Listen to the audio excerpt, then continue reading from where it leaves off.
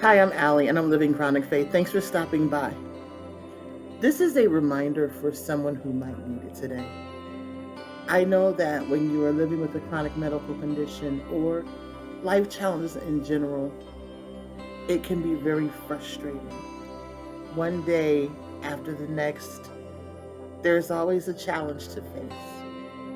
And I'm sorry. I'm sorry you're in pain. I'm sorry you're frustrated. I'm sorry that you don't feel well and that you're exhausted. I'm sorry people don't understand what's going on with you all the time. I'm sorry you had to miss another important event, and I'm sorry you had to reschedule again. But none of those things disqualifies you from the purpose of God for your life. We sometimes think that because of the changes of the limitations that we are dealing with, that we can no longer produce the way that we once did. And so that means that we don't have the same value, but that couldn't be further from the truth. God created us with value, and we do not depreciate. God still sees value in our lives just as we are. And He wants us to lean into His strength and lean into His plan for us even the more, so that we can go forward and do what it is that He called us to do. It reminds me of the Apostle Paul, who had a thorn in his flesh. We're not sure exactly what that thorn was. Some say it was a chronic illness or chronic pain, but we don't know.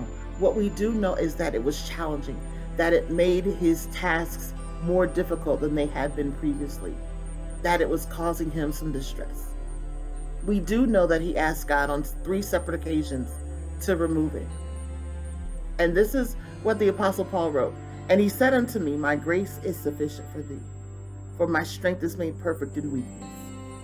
Most gladly, therefore, will I rather glory in my infirmities, that the power of Christ may rest upon me. Paul wasn't claiming that it was easy to live with this challenge. But what he is saying is that we are not required to do any of this in our own strength. God doesn't expect us to be able to handle it on our own. And even before we had the challenge that we're facing, whatever that might be, we still weren't doing it on our own. When our bodies were at peak performance, when we were in the best conditions of our lives, we still were not responsible for the successes and the accomplishments. It was still God's grace that powered our victories and our triumphs. And it continues to be God's grace that will see us through what we're going through now.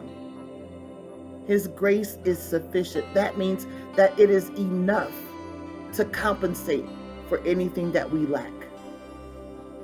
And I just want you to be reminded that God's grace is enough for you too. Right where you are, right in the midst of what you're dealing with, God's grace is enough. So I want to encourage you to lean in today more than ever before, especially if you are having those moments where you just feel like, I don't see the value that I'm adding to this world. I don't understand what I bring to the table in this moment. Nobody else in this world was created with the unique combination of characteristics and gifts that you were. And so if we don't have what you were made to bring to the table, then we're all missing out on something great, something that God saw worthy, something that He thought was worth creating. We're missing out on that. So I want you to let your light shine. I want you to dig deep in your spirit, and I want you to ask the Lord, what is it that I am to contribute to the world? What is it that you've given me that the world will be missing out on if I don't act? And then I want you to lean into His strength and His grace and put that very thing out into the world so that we can all benefit from the blessing that you were created to be.